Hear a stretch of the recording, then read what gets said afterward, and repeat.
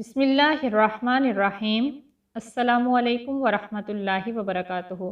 इस वीडियो में हम आपको बताएंगे माली तंगी के वक्त मांगी जाने वाली दुआ।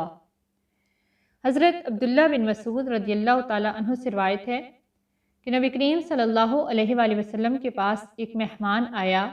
आप सल्लल्लाहु अलैहि वसल्लम ने खाना लाने के लिए एक आदमी को अपनी अज़वाज मोहतरात के पास भेजा, लेकिन उनमें से किसी एक के पास भी खाना न मिला। तो आप सल्लल्लाहु अलैहि वसल्लम ने ये दुआ की, अल्लाहुम्मा इन्नी अस्अलुका मिन फ़ज़लिका व रहमतिका फ़इन्नहु ला यमलिकुहा इल्ला अंता।